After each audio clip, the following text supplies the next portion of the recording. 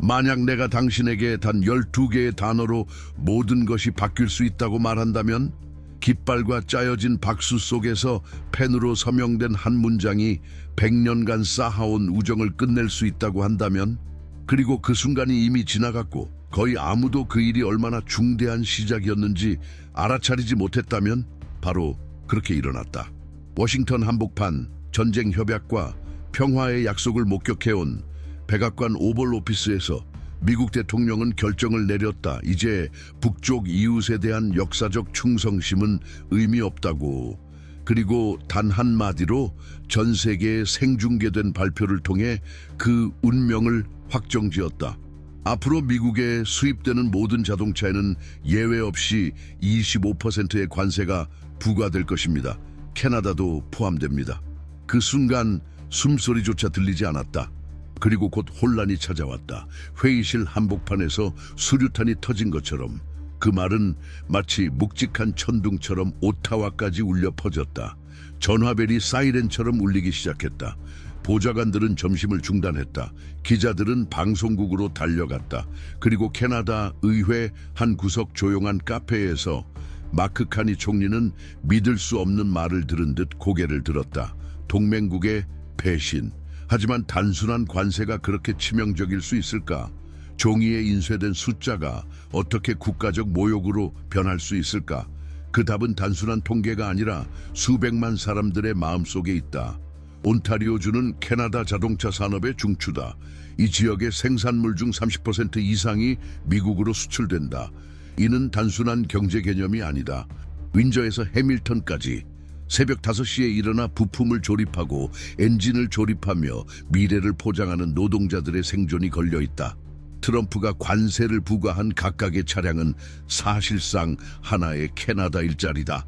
한 끼 식사다. 납부된 임대료이며 신학기를 위한 가방이다. 미국 정부가 캐나다 경제를 움직이는 기여에 조준한 순간, 단순한 나사를 조인 것이 아니라 함께 걸어온 나라의 심장부를 타격한 것이다. 더 가혹한 건 그 단절이 어떤 대화도 경고도 심지어 형식적인 전화 한 통조차 없이 이루어졌다는 점이다. 그저 무심히, 마치 캐나다가 그저 또 다른 무역 적대국인 양 발표된 일방적인 선고였다. 마쿠에선 질문이 쏟아졌다. 선거 전략인가? 무역 협상을 압박하려는 의도인가? 자존심인가? 충동인가? 아니면 그저 세계에 누가 규칙을 정하는지 보여주기 위한 권력 과시인가? 어떤 이유든 메시지는 분명했다. 캐나다의 충성은 더 이상 존중받는 보장이 아니다. 그리고 그것은 아팠다. 공장보다도, 금융시장보다도. 그 고통은 정체성에서 왔다. 자부심에서, 그리고 함께 싸우고 도왔던 지난 100년의 기억에서. 다음 날 캐나다 공항들에는 이상한 조짐이 나타났다. 미국행 항공권 예약이 급감한 것이다. 24시간 내 대규모 취소가 이어졌고, 그 이유는 가격도 날씨도 아니었다. 분노였다. 수많은 가족들이 휴가를 포기했다. 젊은이들은 교환학생을 연기했다. 기업인들은 출장을 중단했다. 법적 강제 없이 도덕적 결단이 국경을 닫아버린 것이다. 동시에 몬트리올, 밴쿠버, 토론토의 슈퍼마켓에서는 뚜렷한 변화가 나타났다. 사람들의 장바구니에는 100% 캐나다산 제품만이 가득했다. 미국산 시리얼, 탄산음료, 맥주가 있던 진열대는 텅 비었다. 팔리지 않는 재고는 말보다 더 많은 것을 말해주었다. 보이콧이 시작된 것이다. 자발적으로. 캠페인도 없고 해시태그도 없고 노조의 조직도 없이, 다만 한 목소리로 외치는 집단적 행동. 우리는 소모품이 아니다. 표면적으로는 기술적인 결정 같았지만 그 관세는 훨씬 더 깊은 감정을 건드렸다. 존엄성이다. 더 강하고 더 큰 파트너 앞에서도 넘지 말아야 할 선이 존재한다는 감각. 예의가 분노로, 협력이 저항으로 바뀌는 임계점이 존재한다는 사실이다. 트럼프의 결정은 경제적 조치가 아니라 모욕으로 받아들여졌다. 그리고 한 나라가 무시당했다고 느낄 때 침묵은 외침으로, 손짓은 주먹으로, 속삭임은 응답으로 변한다. 오타와의 카페들에선 날씨 얘기를 대신해 격렬한 토론이 오갔다. 라디오에선 분석가들이 미국 결정의 정치적 계산을 해석하려 애썼다. 어떤 이는 선거 전략이라고 했고 또 다른 이는 캐나다를 고립시켜 더 강력한 협상 조건을 강요하려는 의도라고 주장했다.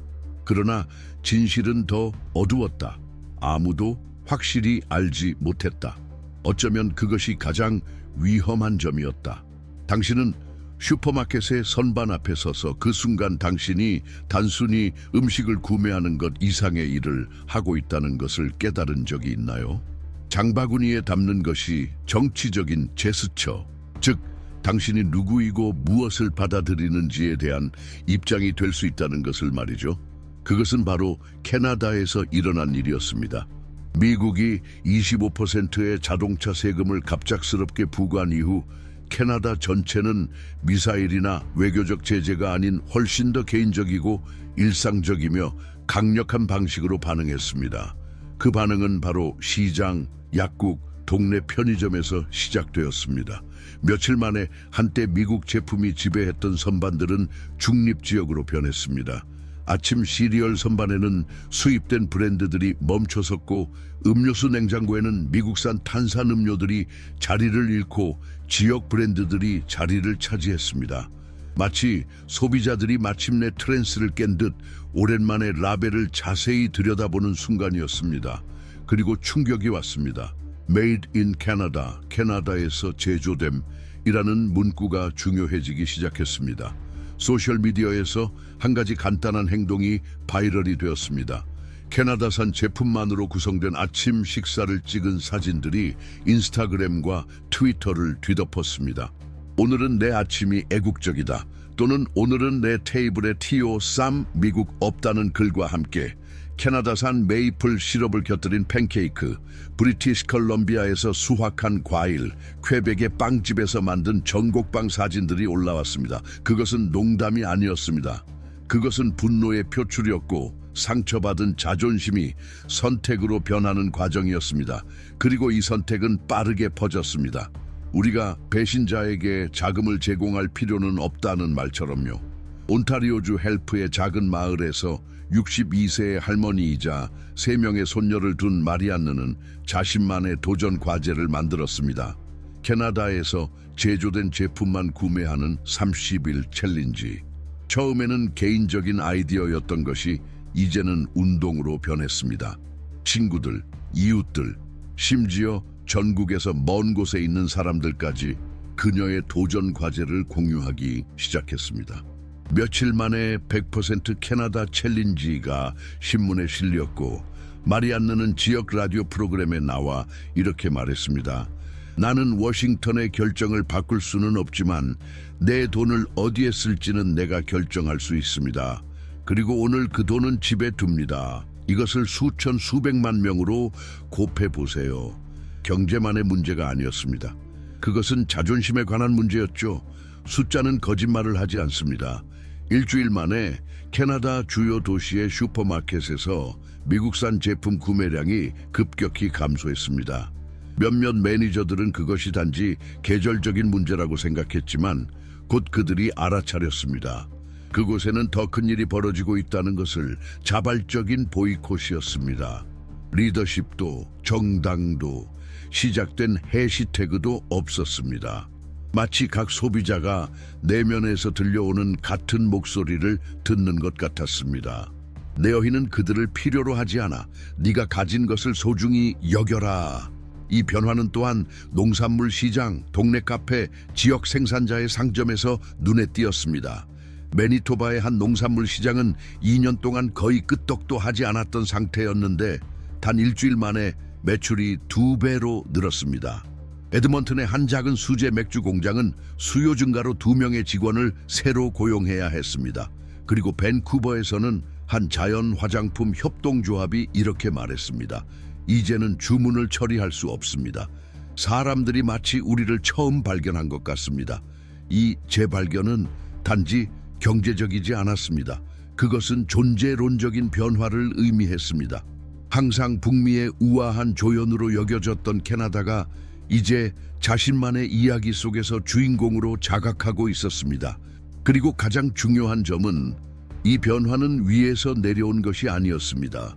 아래에서, 바로 일상에서 일어난 변화였습니다. 매일 아침 일찍 일어나서 열심히 일하고 아이들을 키우며 항상 정치적인 것은 정장 입은 사람들이나 의회에 나가는 사람들의 일이라고 생각했던 보통 사람들이었죠. 하지만 이제는 매 순간의 선택이 하나의 행동이 되었습니다. 매번 고른 주스 한 병, 피했던 시리얼 한 팩, 지역 생산 재료만 쓰는 식당, 그것들이 하나의 투표였습니다. 토론토 추운 아침, 수천 명의 사람들이 당파적인 깃발이나 표준화된 배너 없이 미국 영사관으로 향하고 있었습니다. 이것이 첫 번째 무기였습니다. 그리고 바로 그것이 사람들을 두렵게 만들었습니다. 소리 지르지 않았습니다. 충돌도 없었습니다. 그 대신 강렬함이 있었습니다. 평소에는 일에 빠지지 않는 사람들이 나타났습니다. 버스의 구석에 앉기만 하던 사람들이 손으로 만든 포스터를 들고 한 가지 명확한 메시지를 전했습니다. 우리는 복종하지 않는다. 왜 이것이 중요할까요? 평화로운 사회가 이를 악물고 보이는 순간 그것은 참을 수 있는 한계를 넘었다는 뜻입니다. 그리고 가장 흥미로운 점은 그것이 분노가 아니라는 것입니다. 그것은 더 깊고 더 밀도가 있는 것이었습니다. 그것은 상처받은 정체성이 존재로 변한 것이었습니다. 눈물을 글썽이며 국가를 부르는 10대들이 상상될 수 있습니까? 그들이 국기 모양이 새겨진 티셔츠를 입고 그것이 단순한 깃발이 아니라 하나의 약속처럼 보였던 순간 말입니다. 바로 그것이 일어났습니다. 산업 노동자들, 교사들, 농부들, 몇 년 전에 이민 온 이민자들 모두 한 곳에 모였습니다. 같은 감정을 가지고 있었습니다. 무엇인가 끊어졌고 이제는 모든 것이 괜찮다고 속이는 것이 더 이상 선택지가 아니었습니다. 하지만 무엇이 이 상황까지 이끌었을까요? 아마 가장 좋은 답은 작은 모욕들이 쌓여갔다는 것입니다. 세금은 단지 도화선이었을 뿐입니다. 그 이전에는 수년간의 약속을 무시당하고 깨진 협정들, 캐나다의 수능적인 태도에 대한 암묵적인 비웃음이 있었습니다. 캐나다는 항상 손을 내밀었습니다. 그리고 미국은 점점 그 손을 너무 강하게 움켜잡기 시작했습니다. 그리고 너무 오래 손을 내밀어도 받지 않으면 언젠가는 그 손을 쥐게 됩니다. 윈저와 오샤와 같은 도시에서 일어난 일이었습니다. 강철과 땀, 반복적인 공장의 리듬으로 만들어진 도시들, 25%의 세금이 발표되었을 때 이 도시들은 단순히 소식을 받은 것이 아니었습니다. 그들은 직감으로 두려움을 느꼈습니다. 산업 복도에서 수십 년 동안 감추어져 있던 두려움이 다시 돌아왔습니다. 다음 달에도 내 일자리가 있을까? 하지만 그에 대한 대답은 절망이 아니었습니다. 그것은 연대였습니다. 몇 년 동안 불신을 느꼈던 노조원들과 사업가들이 한자리에 앉았습니다. 그들은 행진을 조직하고 공개 회의와 설명 영상을 만들었습니다. 그들의 목적은 정부를 전복시키는 것이 아니었습니다. 대신 국민들에게 한 가지 간단한 진리를 상기시키는 것이었습니다. 다른 나라에 의존해야만 존재할 수 있는 나라는 살아남지 못한다. 하지만 스스로 저항할 수 있는 나라가 있다면 다시 태어난다. 그리고 이제 당신은 궁금할 것입니다. 이것이 단순한 수사학에 불과한 것인가? 아니면 실제로 영향을 미친 것인가? 그렇습니다. 실제로 많은 영향을 미쳤습니다. 이전에는 수입된 제품만 팔던 상점들이 이제는 지역 공급자를 찾기 시작했습니다.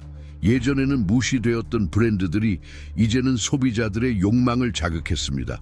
학생들은 이제 교사들에게 캐나다와 미국 간의 상업적인 역사에 대해 질문하기 시작했습니다. 교회에서는 목사들이 정의와 존엄에 관한 시편을 읽으며 그것을 정치적 순간에 적용했습니다. 그리고 대학에서는 경제적 주권에 대한 강의가 청중을 가득 채웠습니다. 마지막으로 당신이 언제 마지막으로 프로테스트가 학교 수업의 일환으로 변한 것을 봤나요? 그렇습니다. 그 일이 일어나면 우리는 더 이상 활동가에 대해 이야기하고 있는 것이 아닙니다. 우리는 문화에 대해 이야기하고 있는 것입니다. 그리고 프로테스트가 문화가 되면 그건 무엇이 될까요? 그것은 영속적으로 변합니다. 그것은 반응이 아니라 정체성이 됩니다. 그것은 사람들이 자신을 어떻게 보고 다른 사람들이 자신을 어떻게 보는지를 변화시킵니다. 왜냐하면 캐나다가 복종적이고 순응적이며 평화로운 존재로 그려졌던 이미지는 이제 무너졌기 때문입니다. 그리고 이 이미지가 무너졌을 때 모든 것이 변합니다. 정치인들은 귀를 기울여야 합니다. 외교관들은 다시 생각해야 합니다. 투자자들은 주의를 기울여야 합니다. 왜냐하면 이제 게임은 달라졌기 때문입니다. 토론토에서의 자발적인 시위 이후 캐나다 전역에서 소규모 시위들이 일어나기 시작했습니다. 헬리팩스에서는 어부들이 자신들의 배를 항구로 끌고 가면서 우리는 미끼가 아니다 라는 배너를 걸었습니다. 레진에서는 농부들이 트랙터 행진을 조직하여 한 미국 수입업체의 본사를 에워쌌습니다. 밴쿠버에서는 스케이트보드 타는 사람들이 Ride Canadian이라는 문구를 그 덱스에 새겼습니다. 복종의 패턴을 깨는 것이 새로운 국가 스포츠가 되었습니다. 하지만 예상치 못한 요소도 있었습니다. 바로 창의성. 몬트리올의 한 예술가는 Invisible Tariffs, 보이지 않는 세금라는 전시회를 열었습니다. 각 작품은 경제적 식민화의 상징적인 형태를 나타냈습니다. 오타와의 한 젊은 작가는 미국의 외교 정책이 영향을 미친 가정에 대한 단편 소설책을 출판했고 그것은 일주일 만에 팔렸습니다. 그리고 캘거리의 한 공립학교에서는 한 초등학교 교사가 학생들에게 그들의 가족이 소비하는 제품들의 출처를 조사하는 프로젝트를 만들었습니다. 결과는 10명 중 8명은 집에 있는 물건의 절반 이상이 미국에서 왔다는 사실을 발견했습니다. 프로젝트 마지막에 한 학생은 이렇게 요약하며 유명해졌습니다. 그들이 우리를 싫어한다면 왜 우리는 그들에게 그렇게 많은 것을 사는 걸까요? 이것이 가진 힘을 상상할 수 있나요? 그리고 당신은요, 어떤 선택을 하고 있나요? 편리함을 위해 무엇을 받아들이고 있나요? 차이를 만들기에는 너무 작다고 생각해서 견디고 있는 것이 무엇인가요? 오늘이 바로 그에 대해 생각할 날일지도 모릅니다. 그리고 만약 당신도 이 불편함을 느꼈다면, 이 행동에 나서야 한다는 긴급함을 느꼈다면, 그러면 당신도 이 변화를 시작한 사람 중 하나입니다. 이 영상을 좋아요, 채널 구독, 알림 설정을 해주세요. 전 세계가 그 시위를 놀라움과 감탄으로 지켜보는 동안 마크 카니 총리는 위기 속에서 거의 모든 정치인이 감히 하지 못할 일을 했습니다. 그는 조명을 향해 달려가지 않았고 수사를 늘어놓지도 않았습니다. 빈 약속으로 사람들을 진정시키려 하지도 않았습니다. 그는 책상으로 향했습니다. 그 책상은 어두운 나무로 된 타원형 테이블로 강요들, 경제학자들, 노조 지도자들, 그리고 그때까지 사회의 다른 분야에서 살고 있던 기술자들이 둘러싸고 있었습니다. 그 방은 일종의 전쟁 회의실처럼 변했습니다. 왜냐하면 그렇습니다. 그것은 탱크나 드론과 싸우는 전쟁이 아니라 생산체인, 계약, 세금, 그리고 일자리가 걸린 전쟁이었기 때문입니다. 하지만 가장 큰 상업적 파트너가 갑자기 당신에게 등을 돌렸을 때 무엇을 해야 할까요? 그것이 바로 카니가 첫 회의에서 공기 중에 던진 질문이었습니다. 그 후에 찾아온 침묵은 그 순간의 심각성을 그대로 나타냈습니다. 왜냐하면 그들에게는 매뉴얼도 선례도 없었기 때문입니다. 마치 항상 전략적 조연 역할을 해온 캐나다가 이제 주인공의 역할을 맡거나 경제적으로 붕괴하는 것을 지켜보아야 하는 상황에 처한 것 같았습니다. 그때 등장한 아이디어가 모든 것을 바꿨습니다. 구조적인 대응책을 마련하자. 단지 상징적인 조치가 아니었습니다. 감정적인 반응도 아니었습니다. 진짜 구체적인 경제 방어와 재산업화 계획이었습니다. 그리고 그렇게 캐나다는 10억 캐나다 달러의 즉각적인 투입을 통해 일자리를 보호하고 공장을 현대화하고 내수 공급망을 강화하며 더 자립적이고 지속 가능한 생산으로의 전환을 가속화하기 위해 국가 전략적 대응 기금을 출범시켰습니다. 하지만 그게 충분했을까요? 이론상으로는 그렇습니다. 그러나 실제로 그 도전은 엄청났습니다. 트럼프의 세금은 단지 자동차 산업만 타격한 것이 아니었습니다. 그것은 윈저, 해밀턴, 워터루와 같은 도시들의 균형을 위협했습니다. 공장이 문을 닫는다는 것은 단지 실업만 의미하는 것이 아니라 가족 사업의 파산, 경제적 침체, 젊은이들의 이주, 그리고 시간이 흐르면 지역사회의 붕괴를 의미했습니다. 그리고 긴급함이 있었습니다. 내각에 제출된 기밀 연구 결과는 절망적인 시나리오를 보여주었습니다. 자동차 수출 체인이 60일 이상 차단되면 약 50만 개의 직간접적인 일자리가 위험에 처하게 된다고 했습니다. 그것은 시한폭탄이었습니다. 그리고 정부는 그 사실을 알고 있었습니다. 그래서 그 계획은 소극적일 수 없었습니다. 빠르고 깊이 있게 행동해야 했습니다. 첫 번째 단계, 핵심 산업 부문의 공장들을 즉시 재구성하여 어떤 공장도 미국산 부품 부족으로 문을 닫지 않도록 해야 했습니다. 명령은 명확했습니다. 비용이 들더라도 내부 파트너나 미국 외의 동맹국 파트너를 찾아야 했습니다.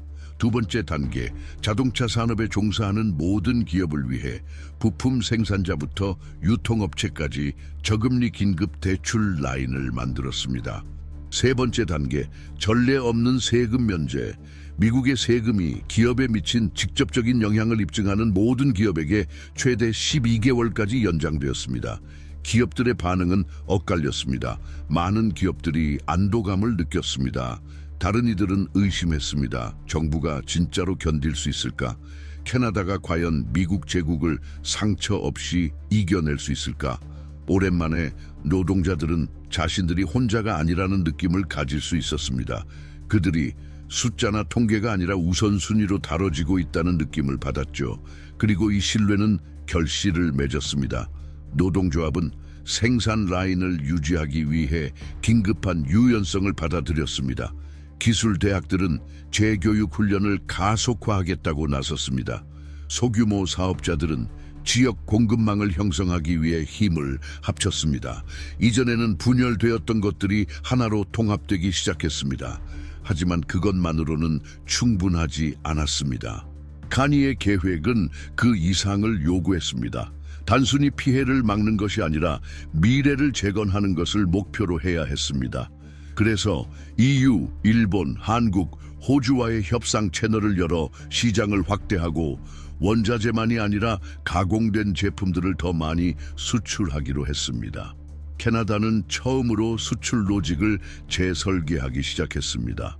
더 이상 미국에 신뢰할 수 있는 재고가 아니라 독립적이고 생산적인 강국으로서 자체적인 네트워크와 목소리를 가진 나라로 거듭나겠다는 목표를 세운 것입니다. 그리고 여기에서 캐나다의 대응책 중 가장 상징적인 결정이 나왔습니다. 미국 제품에 부과된 세금에서 나온 수익은 모두 캐나다 노동자 보호기금에 직접 투입된다고 발표한 것입니다. 이익도 거래도 없었습니다. 오직 정의만 있었습니다. 이것은 메시지였습니다. 분명했습니다. 만약 당신이 우리에게 비용을 부과한다면 우리는 그 비용을 우리 국민에게 돌려줄 것입니다. 당신은 이런 걸 본 적 있나요? 보복을 재투자로 바꾸는 나라, 제재에 대해 분노로 반응하는 것이 아니라 재창조로 응답하는 나라, 독극물을 손에 쥐고 그것을 해독제로 바꾸는 나라, 물론 저항도 있었습니다. 보수 경제학자들은 장기적인 고립의 위험을 경고했습니다. 사업가들은 역사적인 협정의 파기를 두려워했습니다. 일부 신중한 의원들은 캐나다가 그렇게 직접적인 대결을 감수할 수 없다고 말했습니다. 하지만 바로 지금이 신중함의 사치를 벌일 때가 아니었을까요? 진짜 위험은 숨막히고 마비되며 빈곤하게 만드는 논리에 계속해서 따르는 것이 아니었을까요? 바로 그것이 집, 텔레비전, 토론, 산업 식당에서 울려 퍼지기 시작한 질문이었습니다. 처음으로 전 국민이 산업 정책을 전문가들의 의제가 아닌 생존의 행위로 얘기하고 있었습니다. 그리고 놀라운 일이 일어나기 시작했습니다. 노동자들이 다시 꿈꾸기 시작했습니다. 도널드 트럼프가 수입된 자동차에 25%의 세금을 부과한다고 발표했을 때 그의 말은 분명했습니다. 미국의 일자리를 보호하고 국내 산업을 구하자는 것이었습니다. Make America Great Again, 미국을 다시 위대하게. 한 번 더. 카메라 앞에서 그는 미소를 지으며 손을 흔들고 각본에 맞춰 박수를 치는 경영진들과 악수를 나눴습니다. 하지만 밖에서 현실 세계에서 그 효과는 전혀 달랐습니다. 발표 후 일주일도 차에 지나지 않아 시장은 경고 상태에 돌입했습니다. 다우존스는 4.2% 하락했고 S&P 200은 3.8% 떨어졌습니다. 2023년 이후 가장 큰 폭의 하락이었습니다. 과도한 반응? 아니요. 시스템을 이해하는 사람들에게는 그렇지 않았습니다. 시장은 애국주의에 반응하지 않습니다. 시장은 위험에 반응합니다. 그리고 그 순간의 위험은 단순했습니다. 미국은 더 이상 통제할 수 없는 기계의 기여를 건드리고 있었습니다. 여기서 간과된 사실이 있습니다. 미국에서 제조되는 차량에 사용되는 부품의 거의 75%가 미국 외부에서 수입된다는 것입니다. 그중 거의 절반은 캐나다에서 옵니다. 이것은 은유가 아닙니다. 물류의 척추입니다. 이를 끊으면 몸은 무너집니다. 제너럴 모터스 GM는 가장 먼저 그 타격을 받았습니다. 미시간에 있는 주요 공장 중 하나는 5일 동안 생산을 중단해야 했습니다. 수요 부족 때문이 아니었습니다. 부품이 부족했기 때문입니다. 테네시에서는 포드의 또 다른 공장이 야간 근무를 전면 중단했습니다. 그 이유는 무엇일까요? 역시나 캐나다의 전자부품 공급업체가 세금 인상 후 배송을 중단했기 때문입니다. 그리고 국내 대체 공급업체는 존재하지 않았습니다. 그러나 공장만 있는 것이 아닙니다. 사람들입니다. 실제 사람들이죠. 기계의 기여가 멈추면 삶이 무너지는 사람들입니다. 오하이오에서는 430명의 직원이 있는 자동차 부품 공급업체가 생산을 60% 줄였습니다. 이 회사는 어려움을 예상하며 원자재를 비축해 놓았지만 3주 만에 모든 재고가 사라졌습니다. CEO는 월스트리트 저널과의 인터뷰에서 거의 절망적인 말을 했습니다. 우리는 더 많은 돈을 지불하고 덜 생산하고 고객을 잃고 있습니다. 이건 보호가 아닙니다. 이건 붕괴입니다. 이 역설을 느낄 수 있나요? 국내 산업을 강화하기 위해 도입된 조치가 오히려 보호해야 할 사람들을 약화시킵니다. 일자리를 창출할 것이라고 약속된 계획이 바람에 휘날리는 촛불처럼 일자리를 없애고 있습니다. 그리고 이것은 단지 하나의 사례가 아니었습니다. 같은 달 5,000개가 넘는 미국의 중소기업들이 파산을 신청했습니다. 대부분이 마진이 좁은 산업 분야에서 발생했습니다. 자동차 부품 상점, 수리공장, 지역 운송업체들, 갑작스러운 가격 상승의 충격을 흡수할 구조가 없는 소상인들이었습니다. 많은 사람들이 놀랐습니다. 또 다른 이들은 경고했지만 듣지 않았습니다. 마지막으로 최근에 시장에 가서 가격에 대해 불만을 느낀 적이 있습니까? 그렇다면 상상해 보세요. 이제 모든 경제 분야에서 이러한 일이 동시에 발생한다고. 새로운 세금 정책이 시작된 이후 소비자 물가는 평균 8% 상승했습니다. 이것은 인플레이션입니다. 하지만 중앙은행의 인플레이션이나 외부 충격에 의한 인플레이션이 아닙니다. 이것은 정치적 인플레이션입니다.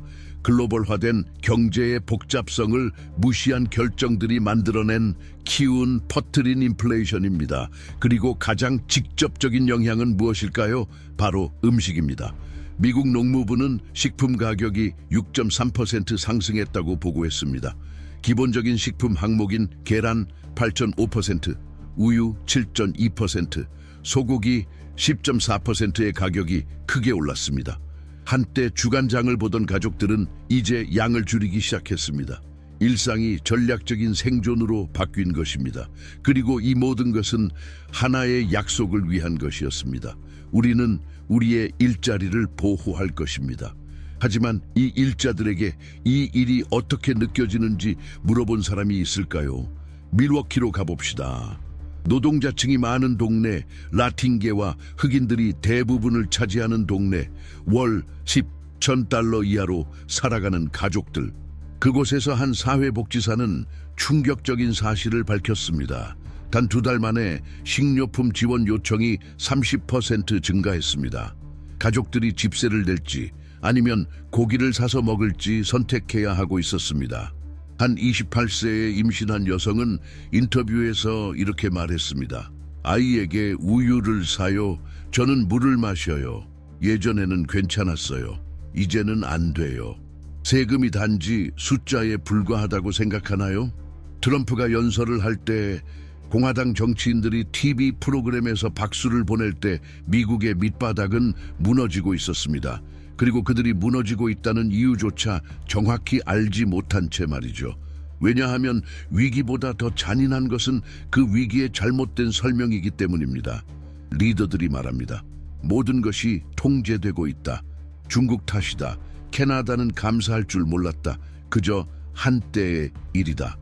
하지만 노동자들, 소비자들, 소상인들은 모두 이미 느끼고 있습니다. 이것은 일시적인 일이 아닙니다. 이것은 구조적 문제입니다. 그리고 피해는 산업을 넘어 확산됩니다. 신뢰가 무너지기 시작합니다. 최근 퓨 리서치 센터의 조사에 따르면 54%의 미국인들이 경제가 잘못된 길을 가고 있다고 믿고 있습니다.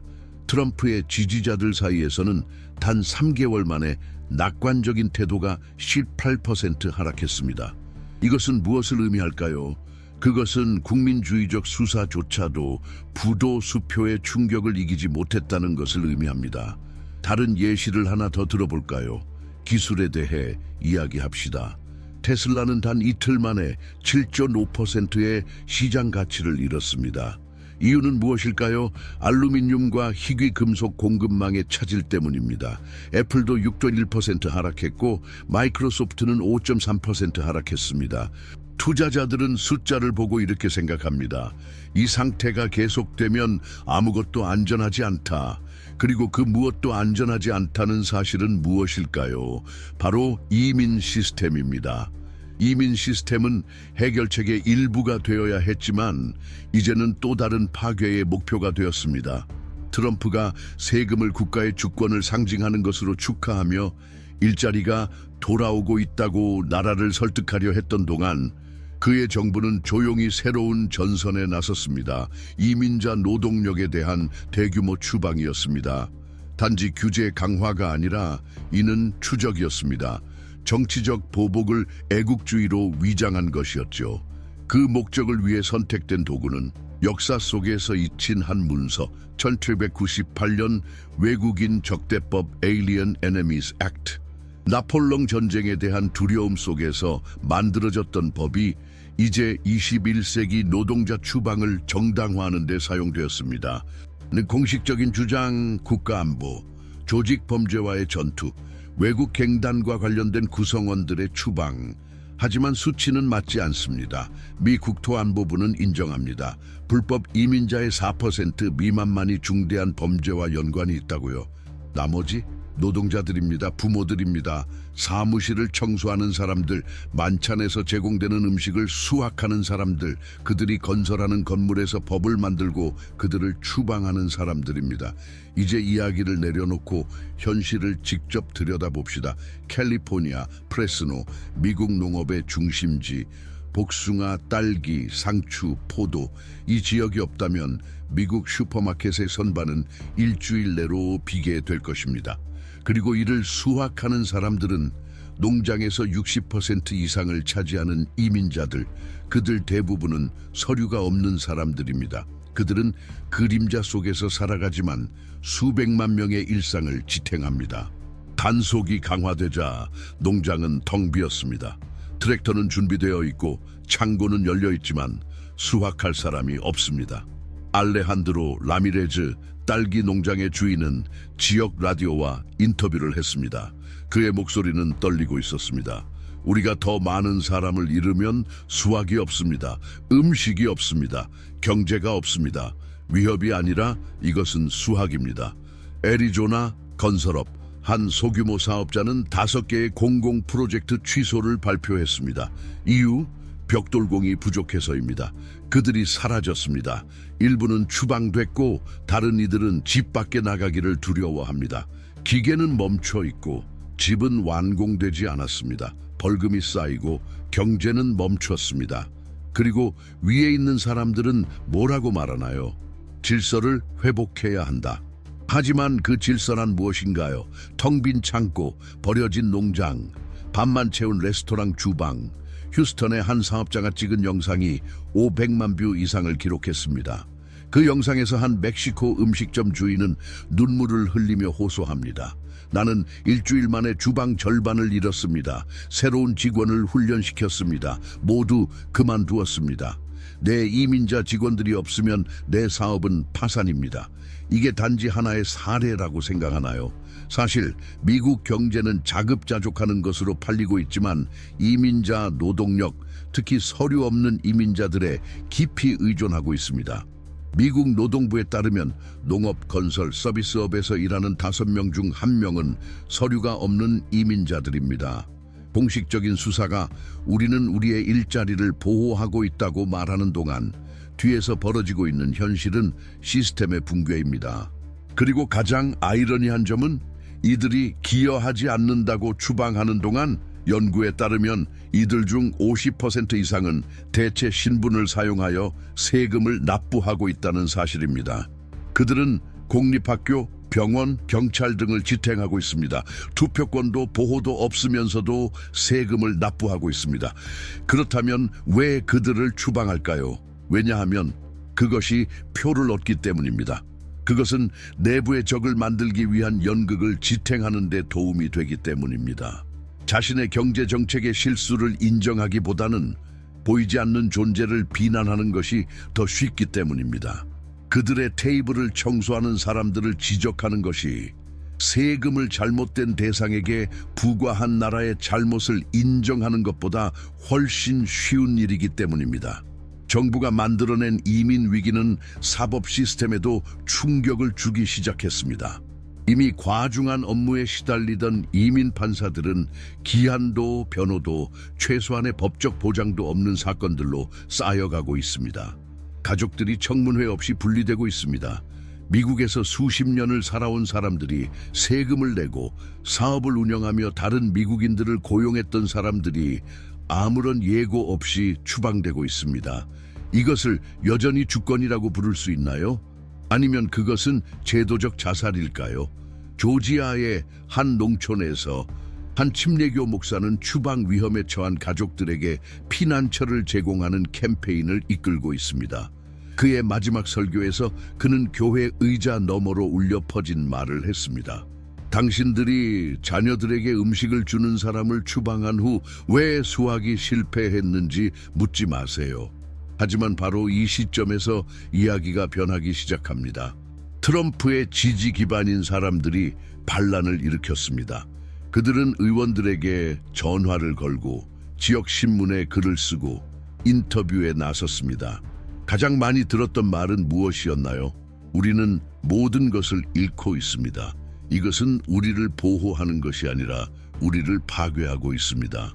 그럼에도 백악관은 여전히 고집을 부립니다. 수사는 그대로 유지되고 목소리는 더욱 강해집니다. 모든 것의 책임은 타인에게 있다고 주장하며 외국인, 배신자, 이민자, 결코 자신들의 눈가리가에 대해서는 말하지 않습니다. 하지만 부정이 너무 강해져 현실을 보지 못할 때 그 다음엔 무엇이 일어날까요?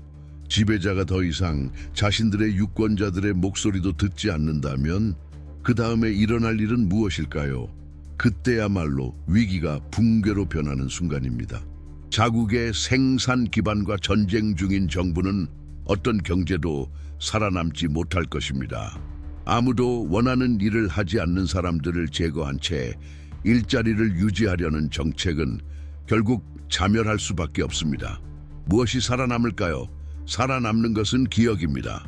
미국이 전 세계의 본보기가 되었던 시절에 대한 기억, 그 시절은 그들의 리더십이 두려움이 아닌 영감을 통해 만들어졌고 그들의 힘이 위협이 아니라 연대의 원천으로 여겨졌던 시절이었습니다.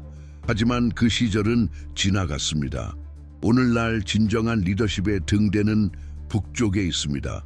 캐나다는 차분하고 단호한 자세로 우리에게 폭력에 의존하지 않고 강해지는 방법, 자만하지 않으면서 주권을 지키는 방법, 반응적이지 않으면서 회복력을 유지하는 방법을 가르쳐 줍니다. 이 여정을 끝까지 함께한 당신 축하합니다. 당신은 단지 영상을 본 것이 아닙니다. 당신은 하나의 변화를 목격한 것입니다. 역경 앞에서 한 나라가 거울 속에서 자신을 바라보며 더 이상 추종자가 아니라 리더를 보게 된 이야기입니다. 이것이 바로 새로운 캐나다입니다. 그리고 아마도 가장 중요한 교훈은 이것일 것입니다. 다른 사람을 물리치는 것이 아니라 길을 가는 동안 자신을 잃지 않는 것이 중요하다는 것. 이제 마지막 질문을 드리겠습니다. 당신은 역사 속에서 어떤 편에 서고 싶나요? 이 콘텐츠가 마음에 드셨다면 이 영상을 좋아요를 눌러주시고 댓글로 의견을 나누어 주세요. 그리고 무엇보다 이 채널을 구독하여 표면을 넘어 더 깊이 있는 이해를 추구하는 콘텐츠를 계속해서 받아보세요. 함께 탐험할 것이 아직 많이 남아 있습니다. 끝까지 함께해 주신 여러분께 진심으로 감사드립니다. 여러분의 관심, 시간, 호기심이 이 모든 것을 가능하게 만듭니다. 다음 영상에서 만나요.